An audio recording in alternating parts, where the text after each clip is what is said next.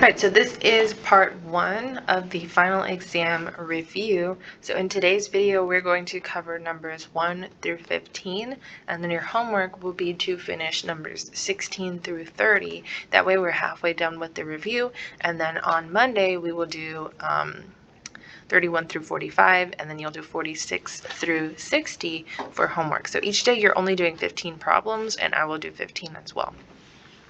So starting with number 1, we're finding the domain and the range. So remember that with our domain, it is the x values. So since we're given a set of points, we're going to have a set of x values. So all of our x's are in the domain, so -1, -1/2, 3/2, and 2. And then our range is all of our y values. So the y values are 1/2, -1, 0, and 3/2. A lot of times you'll see them written in least to greatest order, and it looks like they already are in least to greatest order on the domain, but on the range they're not. So you might see it written as -1, 0, 1/2, 3/2. They're the same thing, it's just that you might see it written in your answer choices in, I keep wanting to say alphabetical order, but least to greatest order. So then on number 2, we're finding the domain and the range of the relation, and it is the same type of problem. We're going to be given a set of points, but now we've got them on the graph. So when we're writing out our domain and our range, we're just writing the x values. If we're going least to greatest, then on the graph we'll just go left to right. So our lowest x value looks like it is -3, because we're going by 2's on those lines. So -3, then we're going to say that that's on the line even though it's not. -2, just because it's hard to tell. And then 0. Again, we're going to say that's on the line because can't really tell what the fraction would be. 2, and then 3. And then for the range, we'll do the same thing, but now with our y values. So our y values are going up and down. We're going to say that that's on the line. We're going to say that that's 2. Then we have both of our next dots on 3. We wouldn't write 3 twice, so we've covered that before, that you're not going to list off people that you've invited somewhere twice. You're just going to say you've invited them once. So if they're in the list twice, we just write it once. And so the same thing with the next point, 4 would be in there twice. We only need to write it once when we're writing out our range. So then on number 3, we've got let f of x equal -5x minus 3, and g of x equals -2x plus 7. So we're going to find f of x plus g of x. So f of x plus g of x would equal -5x minus 3 plus -2x, so minus 2x plus 7. So we're just going to combine any like terms that we have. So -5x minus 2x is -7x, and -3 plus 7 is +4. So the function that adds those two functions together would be -7x plus 4. Number 4, we have another operation problem. Let f of x equals 7x plus 5, and g of x is -4x minus 3. We're going to find f of x minus g of x. So f of x minus g of x would equal 7x plus 5 minus all of g of x. So make sure that if it's minus, you're distributing that negative. So -4x minus 3. So it would equal 7x plus 5, distribute the negative. So change the signs on the inside, plus 4x plus 3. Combine any like terms, 7x plus 4x is 11x, and 5 plus 3 is 8. So my new function that takes the difference of those two functions would be 11x plus 8. On number 5, we're going to find the composition of these two functions. So f of g of x is the same thing as saying f of g of x. So we're going to plug g of x into f of x. So we've got 4. Instead of writing in x, we're writing 2x plus 5. And then minus 3. Distribute the 4, 8x plus 20 minus 3, 8x plus 17 is our new function. So when we're finding the composition of functions, we're going to plug in the last function into the first function. So we plugged in our g of x function wherever we saw an x in f of x. So then on number 6, we're doing the opposite. So this is the function g of f of x, which would be g of f of x. So instead of writing an x in the function g, we're going to be writing all of f of x. So we're going to start with the function g, which is x plus 8 over x. And instead of writing x, we're writing x squared plus 6. So we got that plus 8 on the top over x squared plus 6. X squared plus 14 over x squared plus 6. And we haven't gone into division of polynomials yet, so we would just leave it in that form. On number 7, we have another function composition, g of f. Oh, I'm sorry. On number 5 and number 6, we are plugging in values. I didn't notice. So on number 5, we have positive 8x plus 17, and then it says to plug in a negative 6, so we would have 8 times negative 6 plus 17, which would be negative 42 plus 17. Let me double check. Negative 48, sorry. So negative 48 plus 17, which is negative 31. So our answer would be a value. So make sure that if it's telling you to find something like that, then you're going to have an x in your answer. If it tells you to find something like that, then your answer will be a number. So on number 6, let's do that one again. Now we're finding g of f of x, which is g of f of x. And so we're plugging in x squared plus 6 instead of x. And then it says to plug in negative 7. So we have negative 7 squared plus 14 over negative 7 squared plus 6, which is 49 plus 14 over 49 plus 6.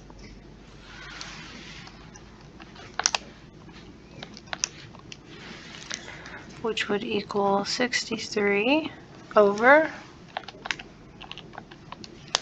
55.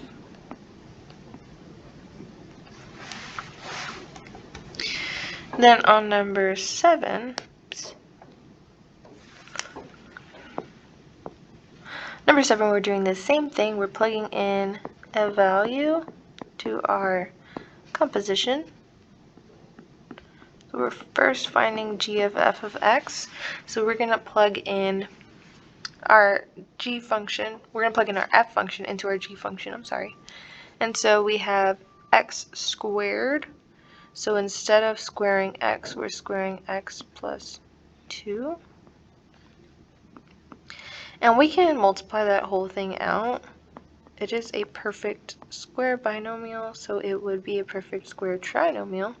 So it would be x squared plus 4x plus 4 in the end. But we are going to be plugging in a value, so we could say negative 5 plus 2 all squared, which would be negative 3 squared, which is a positive 9 as our answer. Number 8, find the inverse of this function. So this is the function y equals 3 over 7x plus 6. So to find the inverse, we'll switch those two variables, leave everything else as it is, and then we'll solve for y. So I'll subtract 6. X minus 6 is equal to 3/7 y.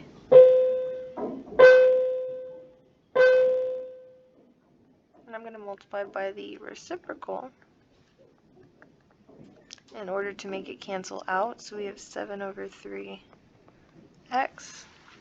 and then 7 over 3 times 6 is 14, so minus 14, is equal to y. And so you could write it as the inverse of f of x is equal to 7/3 x plus 14.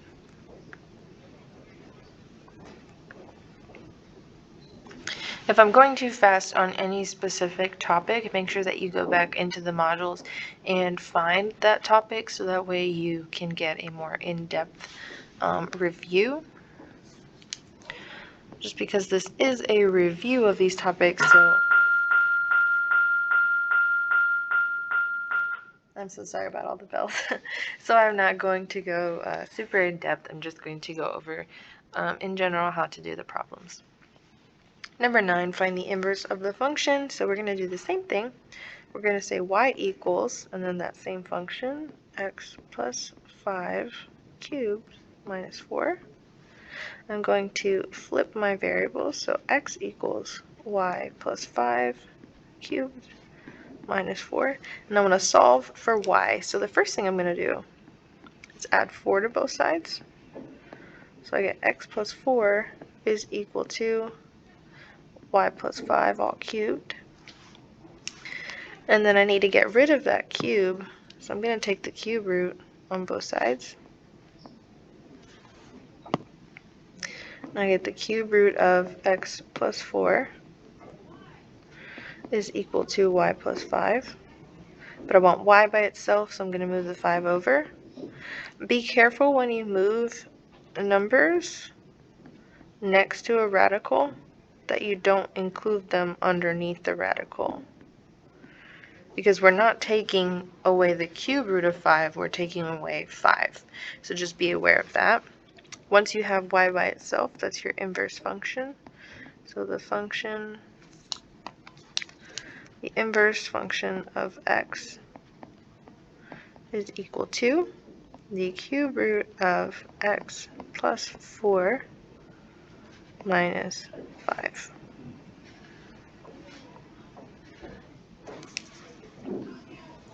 Now on the other side, number 10, we're going to be working with our absolute value equations now. So in number 10, we have the absolute value of x minus 3 equal to 1. So in order to solve our absolute value equations, we say x minus 3 is equal to 1, and we say negative x plus 3 is equal to 1. And then we solve. So we add 3, and x equals 1 plus 3, which is 4. Do the same thing here. We'll subtract 3. Negative x is equal to negative 2. Divide by negative 1, we get x is equal to 2. So then if we plug them back in, we would have the absolute value of 4 minus 3 is equal to 1, which would be the absolute value of 1 is equal to 1, which works. Plug back in this 2 just to check. We have 2 minus 3 is equal to 1, but we're looking at the absolute value. So the absolute value of -1 is 1, which is true. So just be aware with your absolute value functions that sometimes they might not work, and we call those extraneous solutions. On number 11, x plus 1 equals -3. So we have the absolute value of x plus 1 is equal to -3. So I'm going to split it up, take it as it is, and then flip the inside.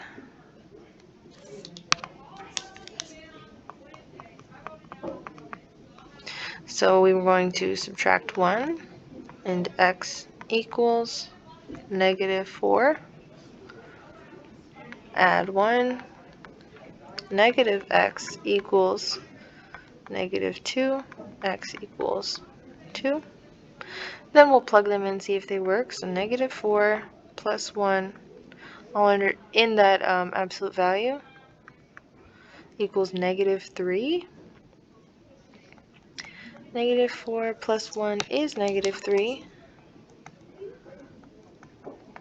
But the problem is, that when we take the absolute value of anything, it's always going to end up positive. So we can't equal a -3 no matter what we do. So that means for number 11,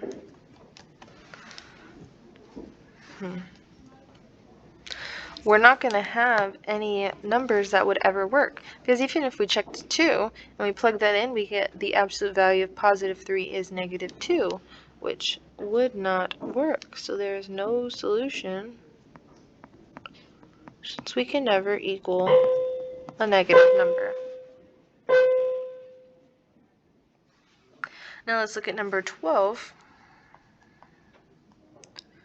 Here, we're not just taking the absolute value of something, we've got other things going on, so it can equal a negative in the end. Just be aware of that. If it's a straight up absolute value of something equals a negative number, no solution. If there's more to the problem, then you will have to work the entire problem out. So on number 12, we have 2 times 4x minus 5 minus 8 equals -6. So what we're going to do here is first add 8 to both sides.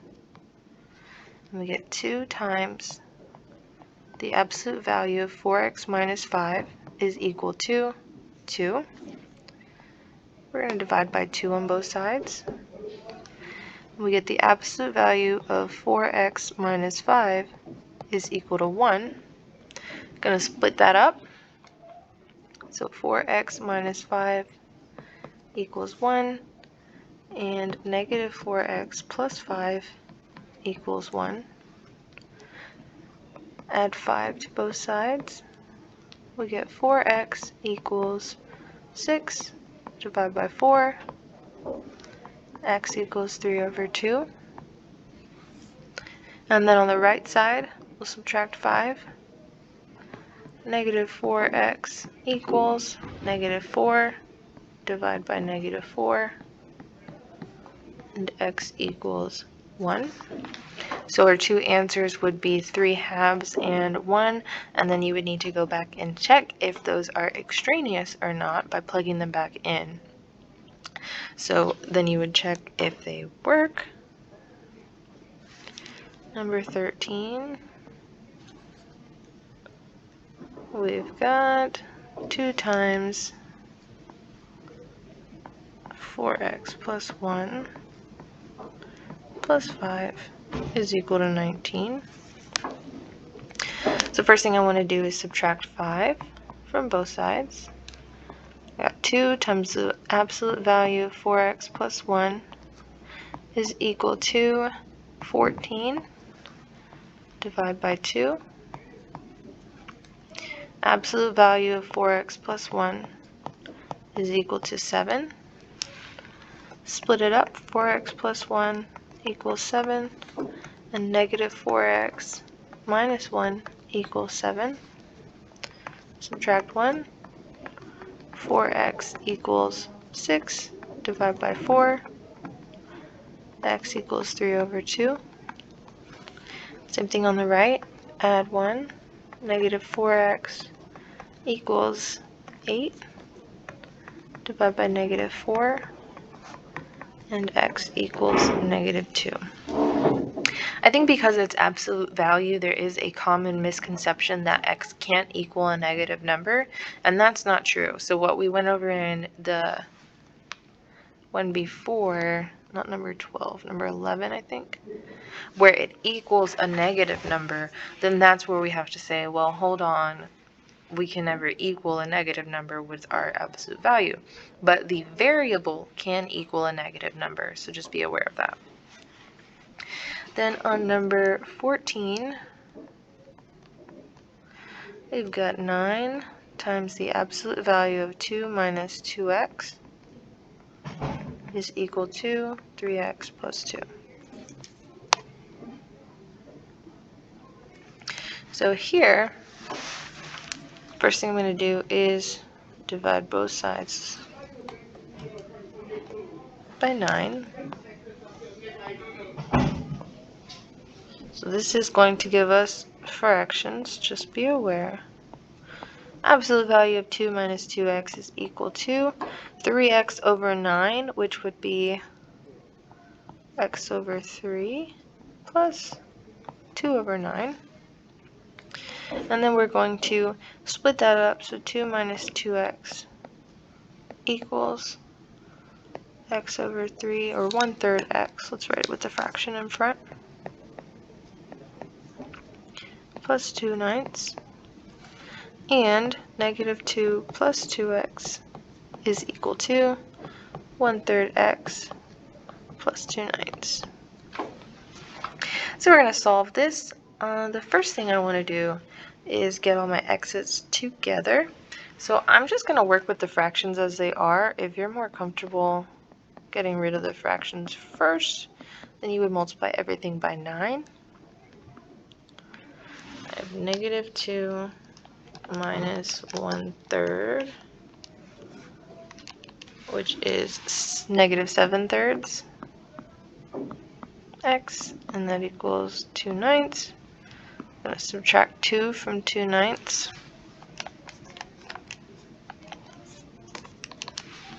which gives me negative 16/9. So negative 7 over 3 x equals negative 16 over 9. Then I'm going to multiply by the reciprocal, so negative 3/7 on both sides. So that's going to cancel that out, which just gives me x. And then negative 16 over 9 times negative 3 over 7 is 16 over 21. And then we'll do the same thing on the other side. So we're going to work with the fractions as they are, just because we're going to end up with a fraction in the end anyway. So 2 minus 1/3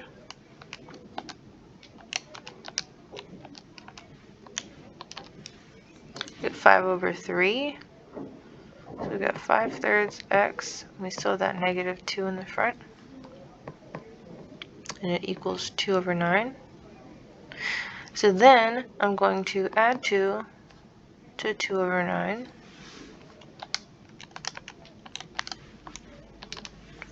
Which gives me 20 over 9. So 5/3 x equals 20 over 9. Multiplied by the reciprocal, which would be 3/5 on both sides. Now we'll cancel that out, just give me x. So 20 over 9 times 3/5, which is 4 over 3. So those would be my two answers that, again, I would have to go back in and check if either of them are extraneous. Last one on today's video is number 15. So it says a group of children are swimming in a pool. They start in the middle of the pool and swim 20 feet toward the right end of the pool. They then swim to a point x feet to the right of the middle of the pool. So far, the children have swum a distance of 45 feet. Formulate an absolute value equation to represent this situation. So, let me zoom in a little, if it will let me. I guess not. So we have a group of children swimming in a pool, and I'm going to draw a pool. It's not going to be the best. They're starting in the middle of the pool, and then they go to the end of the pool. And they swim 20 feet toward the right end of the pool. Actually, it doesn't say they go all the way to the end. They just swim 20 feet toward that end. So that's 20 feet. And then they swim to a point x feet to the right of the middle of the pool. So from this point, they're swimming back, or they're swimming to the edge. We don't know. So either we're taking away x or we're adding x, but either way we get to 45 in the end. So the distance 45 will equal the amount we know they swam, 20 feet, plus, and then we know that the distance that they swam is going to be either 20 plus x or 20 minus x. So we're going to take the absolute value of 20 minus x, and then that will be our absolute value equation to solve. So it says to solve after that. So we've got 45 minus 20 is equal to absolute value of 20 minus x. So then that gives me 25 is equal to absolute value of 20 minus x. So I'm going to split that in two. 25 equals 20 minus x, and 25 equals negative 20 plus x. So we'll add 20, and we get 45 equals x. And we subtract 20, we get 5 equals negative x. And then we have to divide by negative 1, we get x equals negative 5. Distance can't be negative, so they can't swim a negative 5 distance. So my answer would have to be 45. So then that is all of the questions from 1 through 15 on the exam review. And then your homework again is to do numbers 16 through 30. Oops. Now it wants to zoom in and out. Alright, so again, this was just 1 through 15, 16 through 30 is your homework, and then we will continue the review next week on Monday and throughout the week. So make sure that you are getting it completed and submitting your portion for the day.